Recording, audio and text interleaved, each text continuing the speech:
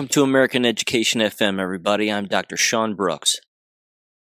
Ladies and gentlemen, this is an incredible time to be alive. Before I play some audio here directly from Tulsi Gabbard in the most recent press briefing, I just want to start by saying this. First and foremost, this has never happened before.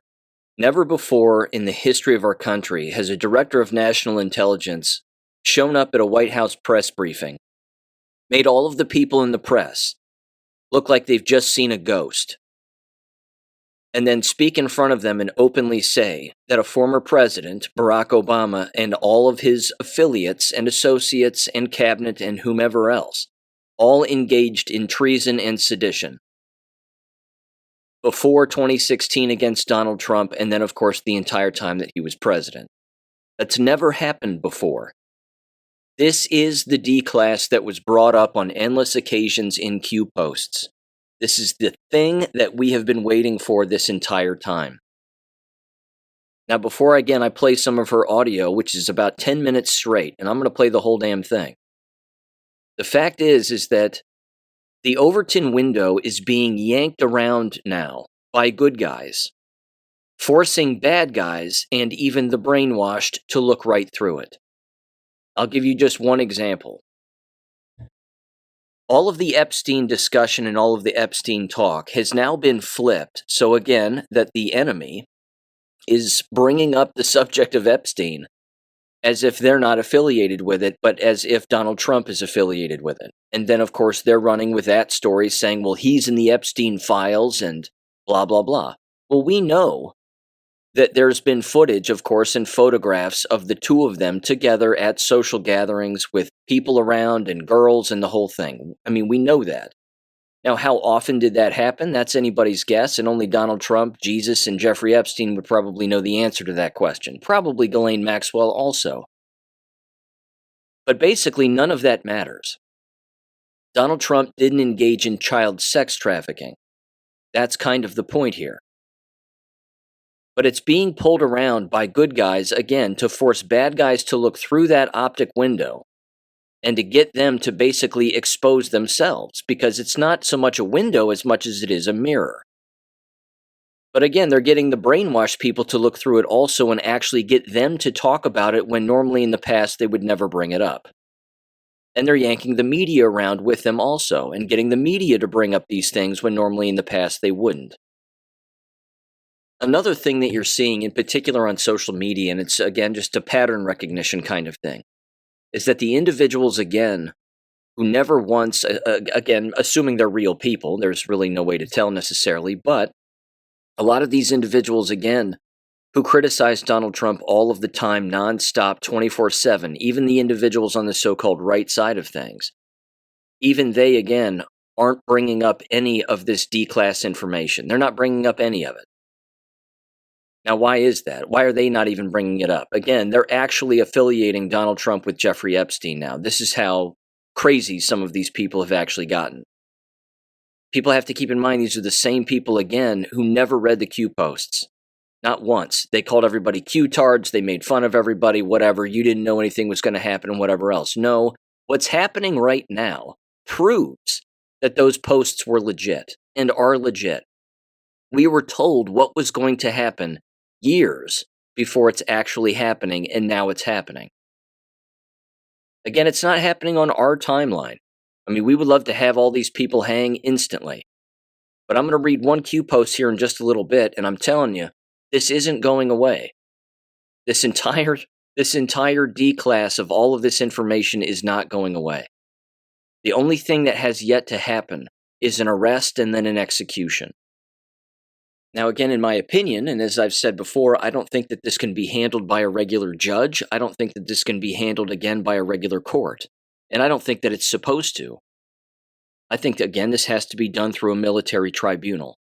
And if that tribunal is publicized, well, good. It should be.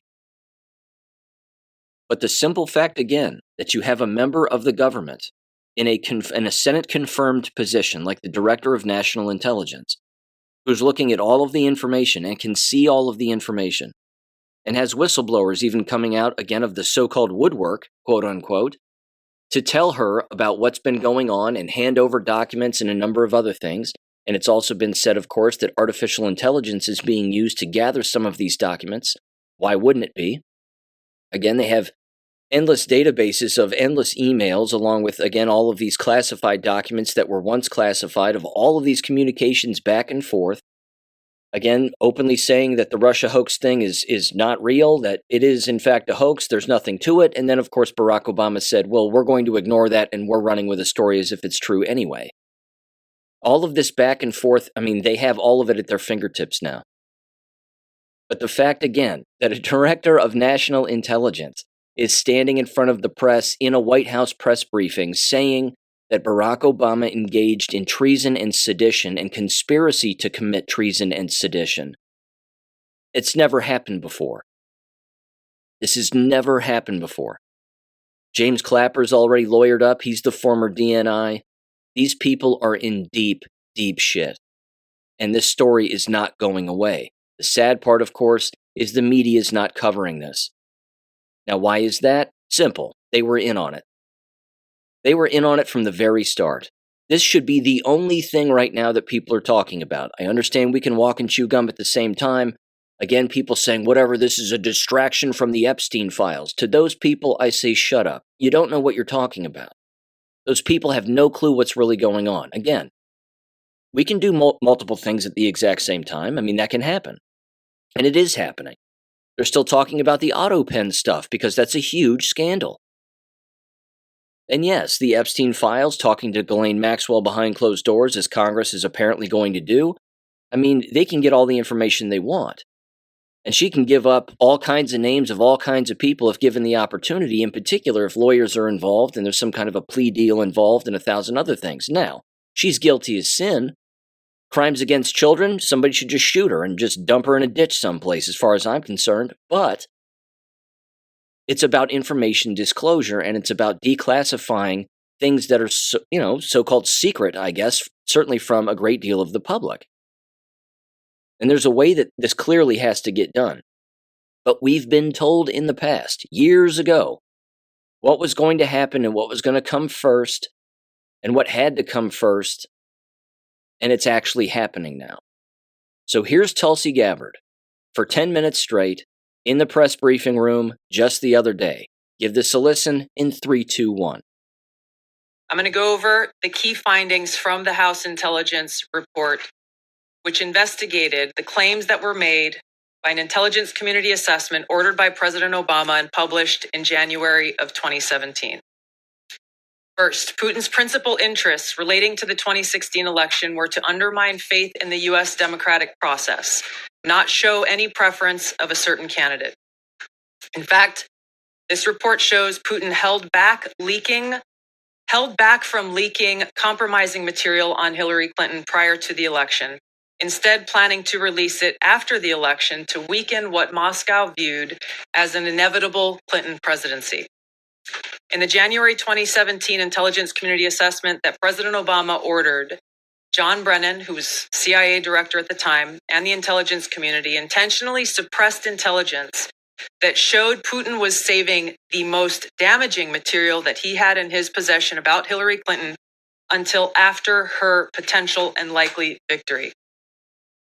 The report goes into great detail about the information that Russia and Putin had on Hillary Clinton, which included possible criminal acts, like secret meetings with multiple named U.S. religious organizations in which State Department officials offered, in exchange for supporting Secretary Clinton's campaign for the presidency, significant increases in financing from the State Department. They also had documents that showed the patronage of the State Department to State Department employees who would go and support Hillary Clinton's presidential campaign. There were high-level DNC emails that detailed evidence of Hillary's, quote, psycho-emotional problems, uncontrolled fits of anger, aggression, and cheerfulness, and that then Secretary Clinton was allegedly on a daily regimen of heavy tranquilizers. Then CIA Director Brennan and the intelligence community mischaracterized intelligence and relied on dubious substandard sources to create a contrived false narrative that Putin developed a quote-unquote clear preference for Trump. Brennan and the IC misled lawmakers by referencing the debunked Steele dossier, to assess quote unquote Russia's plans and intentions, falsely suggesting that this dossier had intelligence value when he knew that it was discredited. The intelligence community excluded significant intelligence and ignored or selectively quoted reliable intelligence that contradicted the intelligence community assessment's key findings on Putin's alleged support for Trump. Including this intelligence reporting would have exposed the ICA's claim as implausible, if not ridiculous. The intelligence community assessment omitted reliably sourced information, such as how some Russian intelligence officials were quote unquote planning for candidate Hillary Clinton's victory, while others assessed neither Trump nor Clinton would respect Russia's interests. As was reflected in the ODNI documents that we released on Friday, multiple intelligence community assessments released in the months leading up to the November 2016 election concluded that Russia had neither the intent nor capability to impact the outcome of the US election. On December 5th of 2016, the FBI and ODNI gave the House Intelligence Committee its first post-election classified briefing, in which there was no mention of Putin aspiring to elect Trump by either agency. The Presidential Daily Brief, drafted on December 8th of 2016, stated that no Russian or criminal actors impacted vote counts. This document was pulled just hours before it was to be published due to quote-unquote new guidance. If it had been published, it would have been briefed to both President Obama and President-elect Donald Trump. On December 9th, 2016, a National Security Council meeting was called to gather President Obama's senior national security officials, which included CIA Director Brennan, then Obama DNI James Clapper, Susan Rice, and others. Following that secret meeting, DNI Clapper's assistant sent an email to the intelligence community with the subject line, POTUS tasking on Russia election meddling, tasking ODNI leaders to create a new assessment per the president's request. The House Intelligence Committee Oversight Report that we released today reveals that, quote, unlike routine intelligence community analysis, the intelligence community assessment was a high-profile product ordered by the president, President Obama. It directed senior intelligence community agency heads and created an intelligence community assessment limited to just 5 analysts using one principal drafter. This is not something that occurs in the normal path of producing an intelligence community assessment that reflects the views across the intelligence community. The production of this intelligence community assessment was subject to unusual directives directly from the president and senior political appointees, especially the former director of the CIA, John Brennan. The House Intelligence Committee Oversight Report also shows how later that same day, on December 9th, Brennan ordered the publication of quote-unquote substandard reporting on Russian activities, which had previously been withheld from publication of prior assessments because the information was judged, quote, to have not met long-standing publication standards. Some of the information later used in the Obama-ordered assessment over the objections of veteran CIA officers was, quote-unquote, unclear or from unknown sources. The Intelligence Committee's oversight report reveals that CIA Director Brennan overruled senior CIA officers who challenged the Obama-ordered intelligence assessment, stating, quote, we don't have direct information that Putin wanted to get Trump elected. Yet, the Obama-directed assessment was published on January 6, 2017, which explicitly stated, quote, we assess Putin and the Russian government aspired to help President-elect Trump's election chances when possible by discrediting Secretary Clinton and publicly contrasting her unfavorably to him, end of quote. The CIA and FBI, then led by John Brennan and James Comey, expressed high confidence in this judgment, while the NSA expressed moderate confidence. Yet, as the report we released today shows, the ICA, the Intelligence Community Assessment, did not cite any report where Putin indicated helping Trump win was an objective. The opposite is true. With regards to the Steele dossier, we now know that one of the source documents that the Obama administration used in the creation of this intelligence assessment in January of 2017 was none other than the discredited, unverified Steele dossier. The House Intel report states, quote, contradicting public claims by then CIA Director Brennan that the dossier was not in any way incorporated into this intelligence assessment. The dossier was referenced in the intelligence assessment's main body text and further detailed in a 2-page assessment annex. John Brennan lied, and he denied using this dossier in this intelligence assessment that President Obama ordered because he knew it was discredited. It was a politically motivated, manufactured document. He directed senior CIA officials to use it anyway. CIA officer told the House Intelligence Committee staff as they investigated this, quote, the director of the CIA, John Brennan, refused to remove it. And when confronted with the dossier's many flaws, responded, quote, yes, but doesn't it ring true? Even the bipartisan Senate Select Committee on Intelligence report published in 2020 criticized the FBI's handling of the Steele dossier, noting its completely unverified nature and purposeful sidestepping of intelligence community procedures in its use. Now, President Obama, Hillary Clinton, John Brennan, James Clapper, James Comey, and others, including their mouthpieces in the media, knowingly lied as they repeated the contrived narrative that was created in this January 2017 intelligence community assessment with high confidence as though it were fact. John Brennan, as CIA director, stated in a memo to his agency staff in December of 2016, saying, quote, there is strong consensus among us on the scope, nature, and intent of Russian interference in our presidential election. This was reported by NBC News, confirming that Brennan, along with James Clapper and James Comey, agreed with the CIA's assessment that Russia intervened to help Trump win the presidency. As Obama's director of national intelligence, James Clapper was tasked with overseeing the creation of this assessment in January of 2017 by President Obama, and he expressed confidence in its findings. In a 2018 interview with the Harvard Gazette, he talked about how he provided Trump with the same classified assessment that President Obama received, which included the high confidence judgment that Putin directly ordered the hacking and election interference. Clapper then went on to add, I think the Russians, actually influenced the outcome. This is a brief summary of the details that you'll find within the House Majority Staff's report in their investigation into the Obama-directed January 2017 Intelligence Community Assessment. That leads us to the very same conclusion that we announced in the release of our documents on Friday. The implications of this are far-reaching and have to do with the integrity of our democratic republic. It has to do with an outgoing president taking action to manufacture intelligence, to undermine and usurp the will of the American people in that election, and launch what would be a years-long coup against the incoming President of the United States, Donald Trump. That's never been said before. It's never been done before. Ever. And I'm telling you, if you walk outside right now and you pick up a liberal and you hold them up to your ear, you'll hear silence. Absolute deafening silence. They can't say anything. Again, the number of people who believe that none of that happened as it was happening in real time is mind-blowing.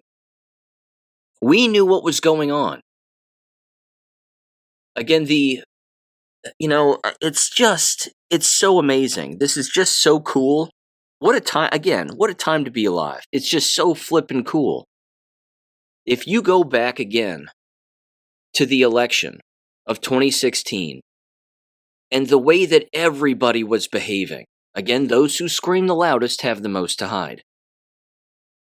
Every single person was losing their minds when Donald Trump showed up on the scene. Everybody on both sides of the aisle. Why is that? Because they knew that he had influence with the American people. They also suspected, although they'll never admit it, but they suspected that something else was happening here that is unprecedented. Something else is going on here. And then, of course, he wins. And that entire winning was not an accident either. There were good guys behind the scenes monitoring the election. The evil propaganda machine was full bore for Hillary Clinton. Everybody knew it. All the talk show hosts were doing it. I mean, all of that audio and video that was out there, the whole thing.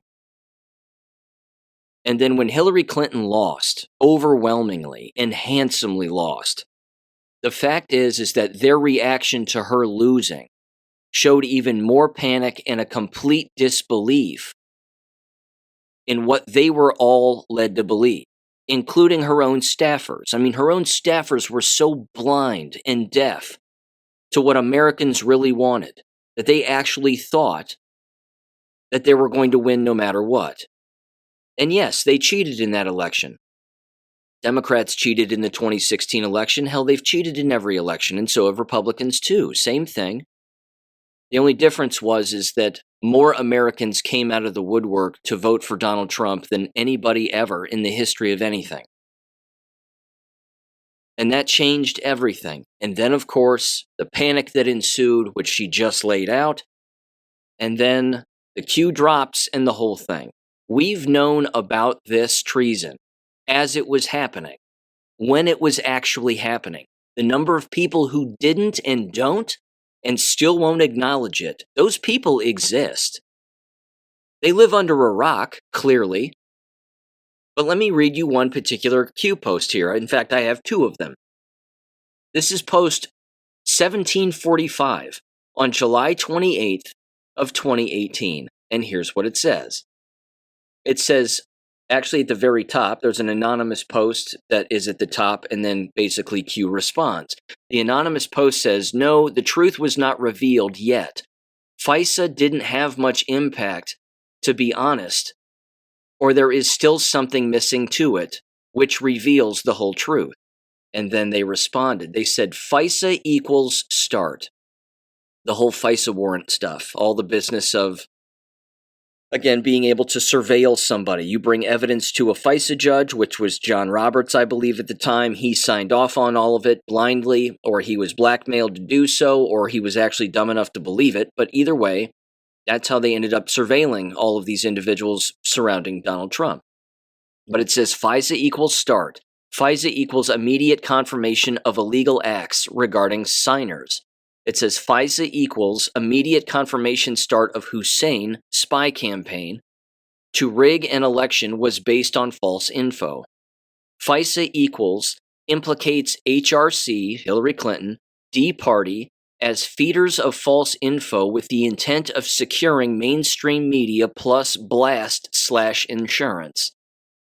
It says FISA equals implicates senior members of UK, MI5, MI6, SIS, US Intel, White House, Five Eyes, Republican Party, Congress, Senate of known corruption in effort to retain power and rig election, plus safeguard events by political kill to act while in power given mainstream media fake push Russia narrative. All of those people are guilty. All of them. And you may recall, and it's a massive list, and it was huge. And then, of course, it continued to grow the entire time that Donald Trump was in office the first time. The number of congressmen and women who immediately left office once Donald Trump won. It was enormous, and it was also in Q posts. Look up the word resignation on the Q boards. Type that into the search box and look for the post that lists all of the congressmen and women who just immediately hit the door running as soon as Donald Trump was elected.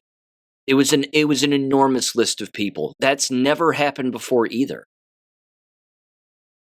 This post goes on. It says FISA equals ties mainstream media heads, TV, behind corporation, to D Party, other foreign heads of state in co-op strategy. FISA brings down the House. FOIA does not include FISA. It says declass by POTUS key parts that factually demonstrate the dirty, quote-unquote, fake, quote-unquote, dossier was used as primary source to secure highest level of intel spying on primary Republican opponent, plus post-election intel assets from DOM spying on the President of the United States for the office of the presidency of the United States of America. Logical thinking, public awareness, FISA/spying. Foundation built Huber. And Huber is one of the special investigative lawyers and investigators out in Utah, if memory serves. And of course, he has all of this information too, and has had all of this. He probably handed it over to Tulsi Gabbard herself. And then it says, no spelling errors intended, mobile, unknown, if above, Q. We knew about this as it was happening, but we also knew about it from the Q posts themselves. And then there's this Q post, which is, give me a second here, 3651 on December 6th, 2019.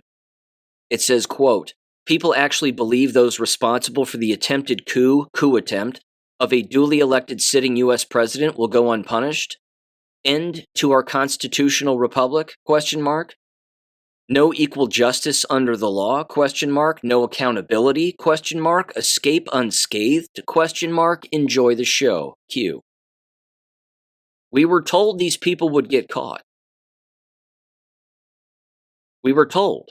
And again, the list is endless. In fact, if you type in coup, C-O-U-P, into the Q boards also, you get at least 28 posts that pop up. Here's another one from April 30th of 2020, which is Q post 4012. It says, when this is finished, a much bigger graphic will be needed. Much bigger, all in bold. Bigger political scandal, or biggest rather, political scandal in American history. And it's the faces and names of major individuals involved in this coup d'etat. Barack Obama, Loretta Lynch, James Comey, Hillary Clinton, John Podesta, Huma Abedin, Susan Rice, Aaron Zebley, if I'm saying that right, Valerie Jarrett, Ben Rhodes, Sally Yates, John Brennan, James Clapper, Debbie Wasserman Schultz, finally she's going to hang, Evelyn Farkas, if I'm saying that right, Susan Powers, Andrew Weissman, who of course is running his mouth on CNN, let me see, Mary Jacoby, Rod Rosenstein, Director Mueller, Andrew McCabe, Peter Strzok, Lisa Page, Bruce Orr, Nellie Orr, Janine Rhee, if I'm saying that right, and James Baker. And those are just some of the people involved in this. They all have to hang. Remember, Barack Obama wanted to shut down Gitmo. He wanted to close it. And Hillary Clinton, of course, would have closed it also. But that didn't happen. And Donald Trump made Gitmo bigger. Now, Congress is out right now, and they're out for at least the next month. The entire month of August, they're all gone. Everybody's gone home, by and large. Now, the Senate just had a meeting the other day, and I even saw a little clip of this. Harmeet Dillon, who I'm not a fan of, she was the lawyer who stood on the stage during the Republican convention and did her hooting and hollering in Indian or whatever the hell that was. And as a result, she, of course, was hired by the Trump administration.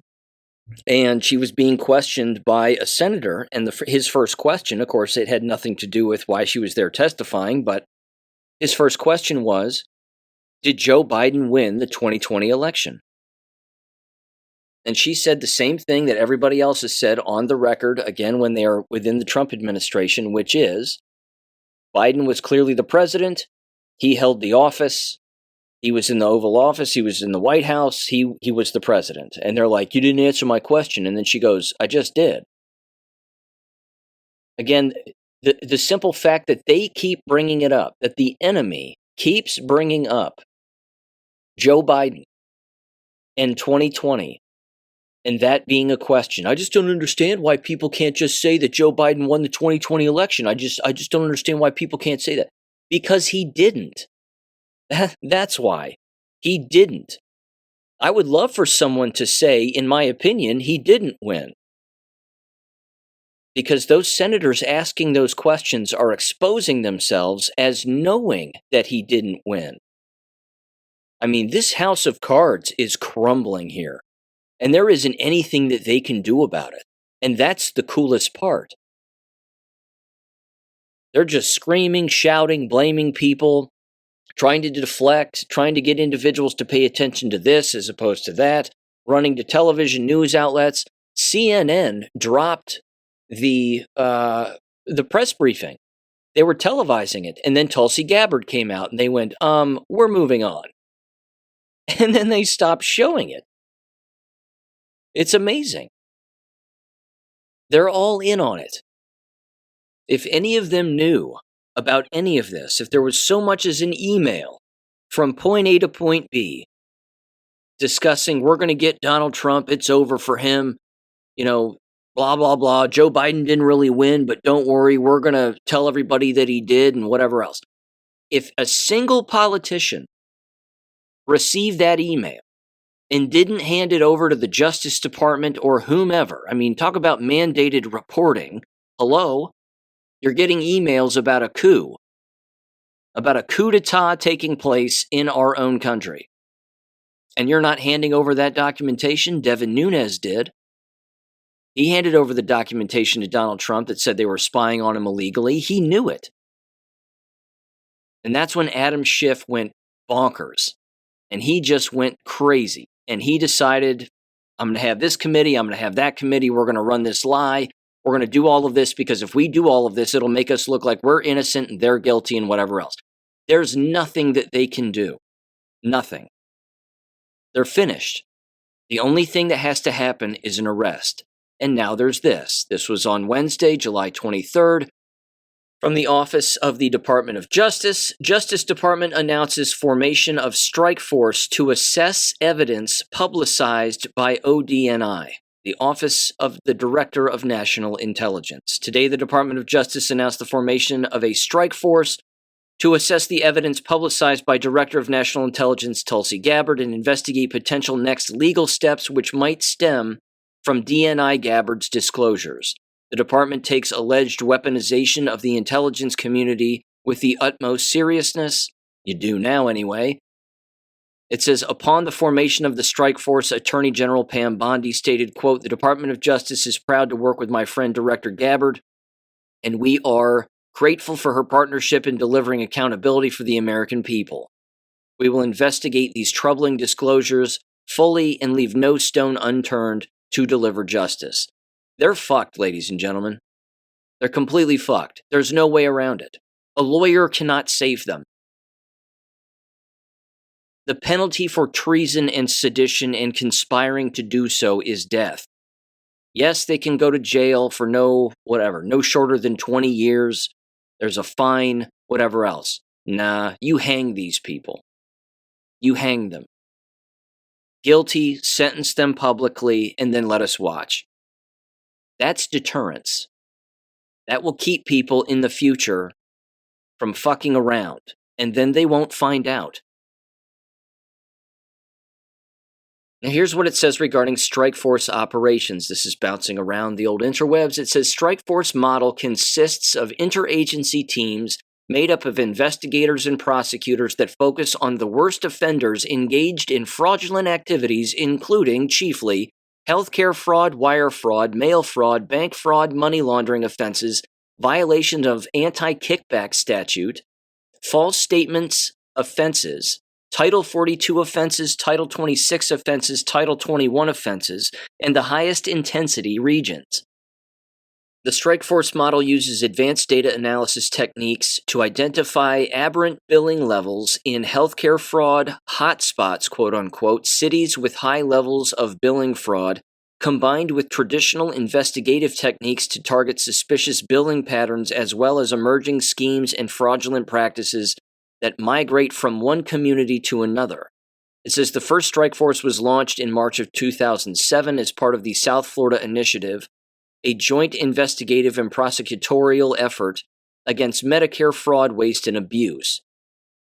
Based on the success of these efforts and increased appropriated funding from Congress for the HCFAC program, DOJ and HHS OIG expanded its strike force operation beyond Miami to additional cities and regions: Los Angeles, Detroit, Houston, Brooklyn, the Gulf Coast, New Orleans, Baton Rouge, Gulfport, Tampa, Orlando, Chicago, Newark, Philadelphia, Dallas, Appalachian region, Kentucky, Tennessee, Ohio, Virginia, West Virginia, Alabama, the New England region, all those states, and the Washington, D.C., of course, and National Rapid response strike force. It says today 9 separate strike forces cover separate geographic areas or subject matters. So they're just regional strike force groups. It sounds like it's a lot of healthcare related, but it's criminal investigation is what it is. It's, again, organized crime. That's essentially the Wikipedia definition. As far as the Encyclopedia Britannica is concerned, strike force has 2 definitions. Number 1, a military force that is ready to attack. And number 2, in the United States, a team of federal agents assigned to investigate organized crime in a specific area. I would be shitting my pants if I was them. I'm going to leave it there for now, but ladies and gentlemen, I'm going to keep bringing this up. This is huge. This is American history. We are living through it. We are seeing it. Yes, we want an arrest. Yes, we're saying, why not just go get them now? We already know all their names. We know who's involved. Just go get them. You have to expose the media in this entire process too, and we know that they've already been exposed. But continuously, again, having a Tulsi Gabbard-like person and the people that are in the know show up in a press briefing and drop those bombs, that's perfect. Because if the media does not ask questions back the way that they should, which they didn't when Tulsi Gabbard was there, then it should be crystal clear that they are involved. And as the Q drops said, and as we knew, they are involved. All these news organizations are involved. The people who work for them. Again, if they too, along with congressmen and women, if they got an email that said there's nothing to this Russia thing, but we're going to run with it anyway, that's treason and sedition. You're engaging in a coup against a sitting president. It's absolutely incredible. This is incredible. And again, how many American school teachers are going to be bringing this up in their classrooms in the next few weeks when school starts? How many college professors are going to bring this up on college and university campuses in whatever courses that they're teaching, in particular history or political science or whatever? They're not going to bring this up. This is American history. The guy they voted for is going to be executed, if not imprisoned. And it also says this in the Q drops, just in conclusion here, that when it comes to rioting, that if anybody takes to the streets as a result of somebody being executed here in a military tribunal as a result of treason and sedition, then the response will be swift. The National Guard is federalized, after all, and they would handle it. They would take care of it very quickly. And that would be the end of it. But there will be people who cannot handle this.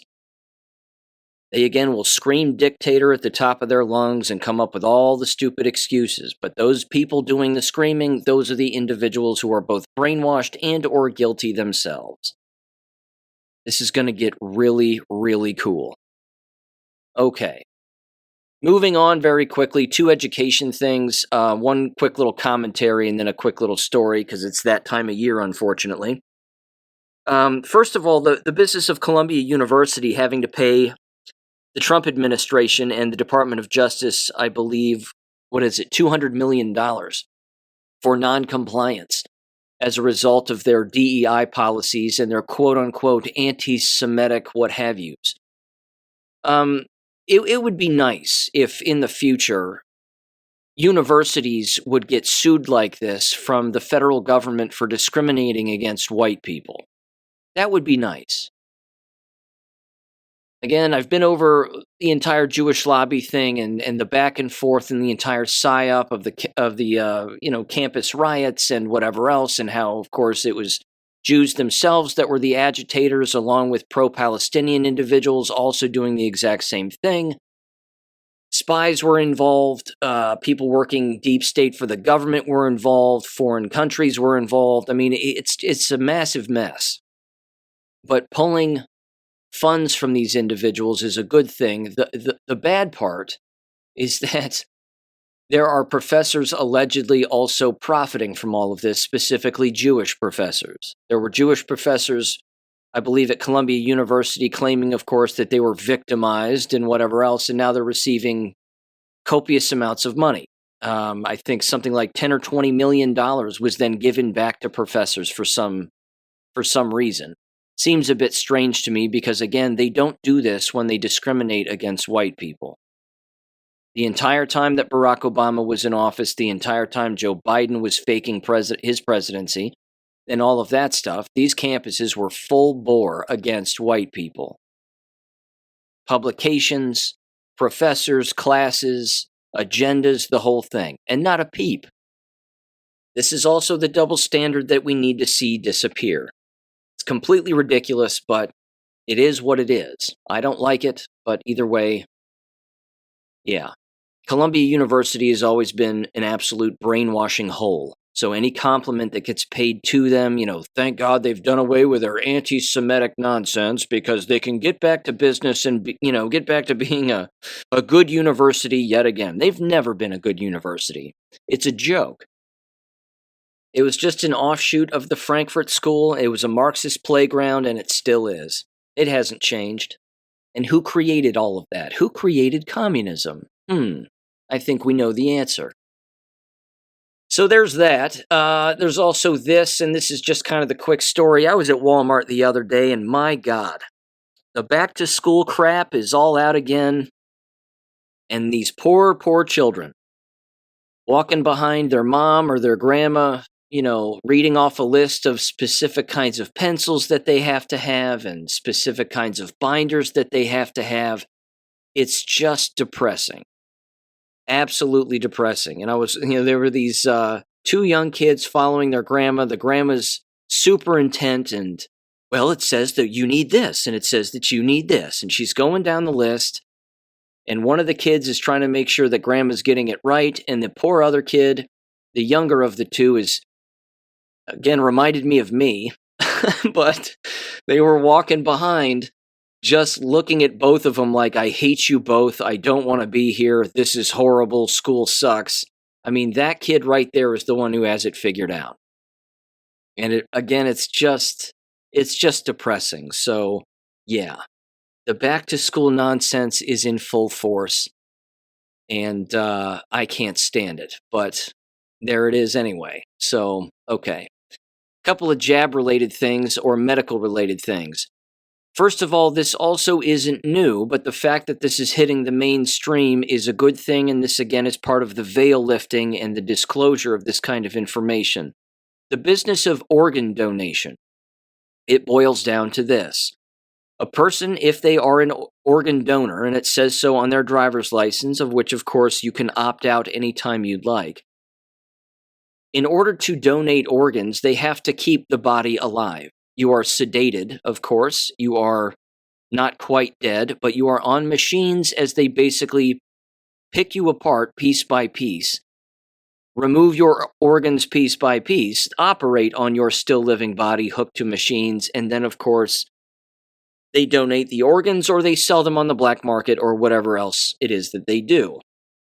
All of this is, again, coming out in the mainstream media, and it's a good thing that it's coming out this way and that people are learning about this. This is from RFK Jr., and specifically the website is cauldronpool.com. It says, RFK Jr. uncovers horrifying organ donor atrocities, launches crusade for reform. Quote, our findings show that hospitals allowed the organ procurement process to begin when patients showed signs of life. And this is horrifying. Says the following here, grotesque findings from Trump's Make America Healthy Again team have uncovered an abuse of organ donors. Secretary Robert F. Kennedy Jr. ordered the Organ Procurement and Transplantation Network, OPTN, to reopen a case ruled closed under Joe Biden's watch. What the reinvestigation found were irrefutable acts of horror linked to the federally funded Organ Procurement Organization, or OPO. According to the United States Health and Human Services, the review examined 351 cases where organ donation was authorized but not completely carried out. 103 of those examples had concerning features, quote-unquote, such as 73 patients showing signs of life, specifically brain activity. Alarmingly, at least 28 patients may not have been deceased at the time organ procurement was initiated, an HHS press release said. In other words, quote, there was no cardiac time of death noted, suggesting potential survival to hospital discharge. It says the HRSA also found that OPO staff knew about 98 potential donors, quote unquote, where an active use of opioids, amphetamines, or cocaine was not recorded. Point being, if there were individuals, again, who could have stayed alive, but were already hooked to machines, again, life support or what have you, instead of taking them off of life support and allowing them, again, to live, or giving them, again, appropriate drugs in order to regain consciousness or what have you, they would keep them on these machines, and then they would rule that they are brain dead when in fact they aren't, and then start taking their organs out to donate them, again, while the individual was either alive or could be healed at some point. Disgusting. My recommendation, again, is to not be an organ donor, but that's just me. So, yeah, to each their own, I suppose. Okay, I'm going to end with this. This just came across the ticker here regarding some text threads headed my way. Hulk Hogan has passed away. I have a Hulk Hogan story I'd like to share very quickly. I think it was 1990. My parents got my brother and I tickets for the four of us to go see Hulk Hogan wrestle as the main event. It was awesome. He wrestled Earthquake. We got to see the Bushwhackers wrestle, which was one of our favorite tag teams at the time. We got to see Hacksaw Jim Duggan wrestle. That was super cool. A bunch of other people, which it slipped my mind now, but it was amazing. We had the yellow foam Hulkamania finger, the whole thing. We were neck deep in wrestling when we were kids. It was just super cool, super fun. And yeah, again, somebody like him was larger than life if you were a kid growing up in the 80s and 90s. It was unavoidable, but it was just super, super cool. And I'll never forget, again, my dad just yelling into the living room when we would watch wrestling. He'll go, that's real. It's real, right? It's all real. And we'd go, man, it sure looks real, like they're bleeding and, they're getting kicked and punched and, that's not cool. And here comes a chair and all this other stuff. It was an absolute blast. There was another time, too. I want to say it was maybe the same year, or it could have been maybe a couple of years earlier, but we got a cable box from Time Warner Cable, and you had to actually, this is hilarious how this worked, of course, back in the day, but you had to go to the actual cable office, the Time Warner Cable office in the town where we lived, and you would rent out a separate cable box that you had to hook to your TV that gave you access to pay-per-view stuff. So you paid for it in the office, and then you took the box home, and they would say, on this day at this time, turn it to this channel once this box is hooked into your TV, and then you can watch your pay-per-view event. And my parents told my brother and I that they got this box so that we could watch Royal Rumble. And again, if memory serves, it was the 1990 Royal Rumble. It was awesome. Again, we're wrestling each other in front of the TV as it's happening. I'm shocked neither one of us got a broken neck. I'm shocked we're both still alive, frankly. But anyway, again, when you were growing up as a kid in the 80s and 90s, Hulk Hogan was the real deal. You can still go back and watch any of those matches, and they're still very entertaining.